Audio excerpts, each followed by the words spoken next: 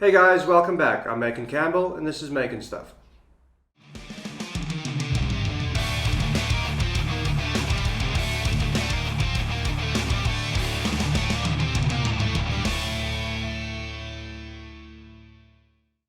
So here we are, the moment we've all been waiting for. This organ is finally going to come back together. So last week off camera I sanded down and refinished the piece that was left behind at the blasters. I also went ahead and sanded down and refinished the stool, and I also reupholstered it with some scrap leather that I had lying around here. So I'm going to show you some sped up footage of the reupholstery of the chair, but please bear in mind I've never done any upholstery in my life, so I'm sure it could have turned out a whole lot better than it did, but for the purposes of this project I think it's good enough. The chair isn't going to be the center point of this project. So with that being said, here is some time-lapse footage of the reupholstery of the chair, and as soon as we've done that we're going to jump straight into getting this organ put back together.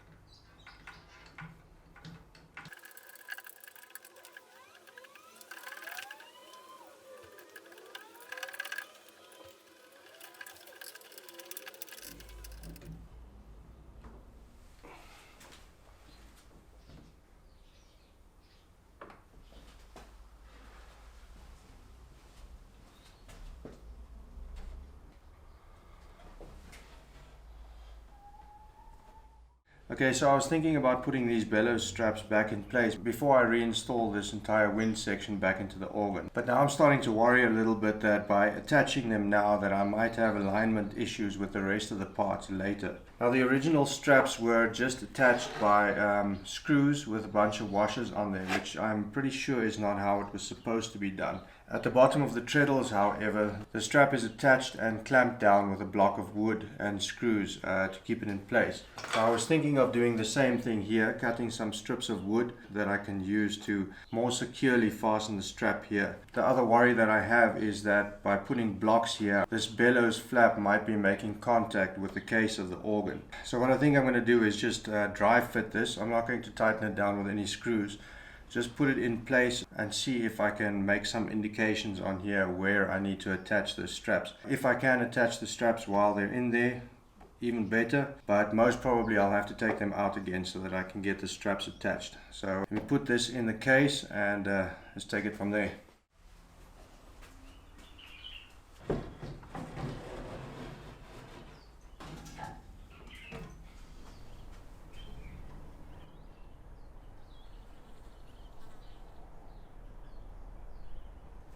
Okay, so it was pretty tough getting it marked while it was on the organ, but I managed to roughly mark the outside of each of the rollers as well as roughly the center line of the rollers. I couldn't mark the top of the roller because I couldn't get a pencil through there, but I roughly estimated it to be about 1 centimeter from the top. So I marked that in here afterwards as well. Then I went ahead and I cut, sanded and prepared these two wooden blocks. I cut these out of rosewood, so they're pretty tough. I drilled holes in them, countersunk them, so what I'm going to do now is just put them in place.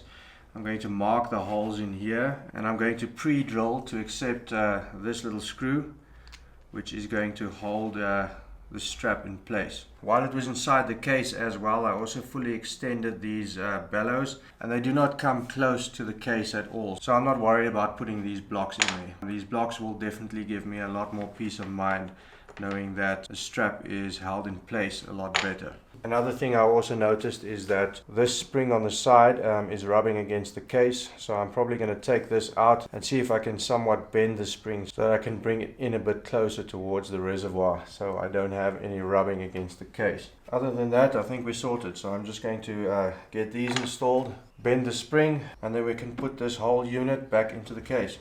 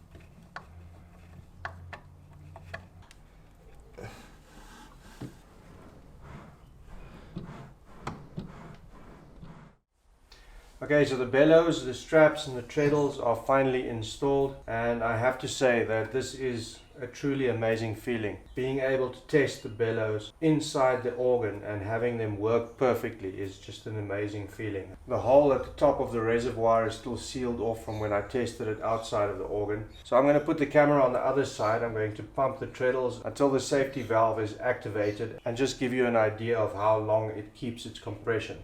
So I want to see how many pumps it takes to totally compress the reservoir and activate the safety valve. So let's have a look.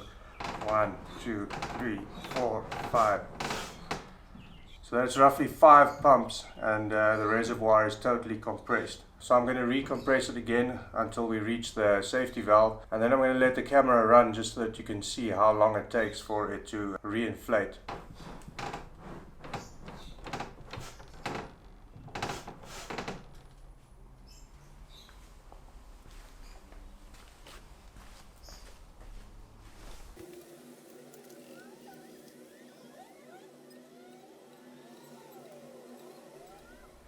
So by my count, that is roughly 1 minute and 20 seconds. I don't know what the standard is for something like that, but for my purposes, that is 100 times better than what it was. You may recall from some of my first episodes that when I pumped these treadles, the reservoir didn't even compress at all. So from where I sit, that is a major improvement.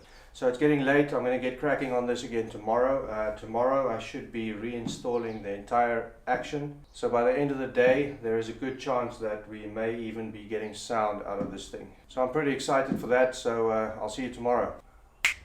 And we're back. So let's move along.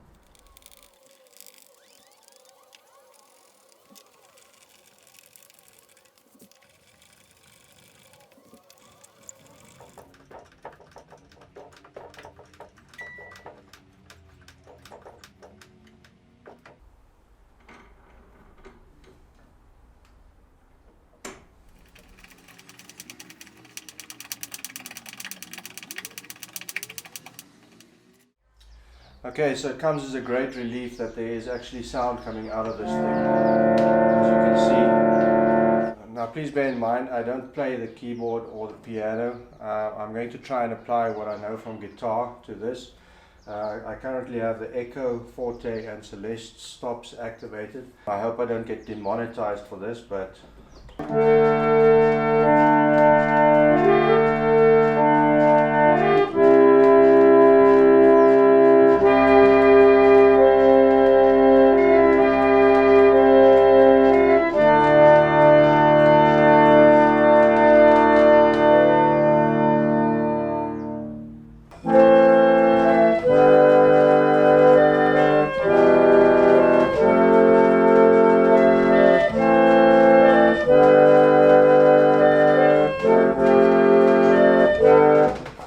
As you can see, I don't really have tight chops on the keys, but as you can see, everything is functioning. So the next step is to get the rest assembled. So let's go.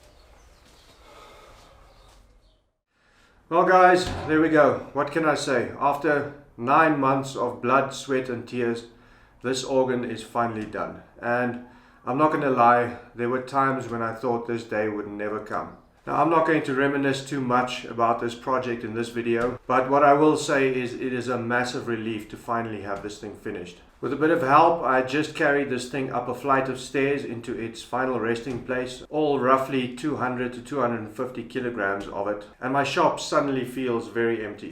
I've got no idea what I'm going to do next, but I can already feel the excitement building. So for those of you who would like to hear a little bit more about my experience during this restoration, within the coming days I will be releasing a conclusion video in which I'm going to do my best to cram all 24 episodes of this series into one video, and at the end of that video I'm going to go into a little bit more detail, a bit more depth about my experience and what I've learned throughout this process. So if that is something that you'd like to see or hear, stay tuned, subscribe, hit the bell notification icon so you can get notified when that video drops. But for now, I'm just going to chill and take a moment to reflect on the relative success of this enormous project that I've just finished. So for those of you who've been following this project since the beginning, I thank you very much for watching. Everyone out there, stay safe, and till next time, keep making stuff.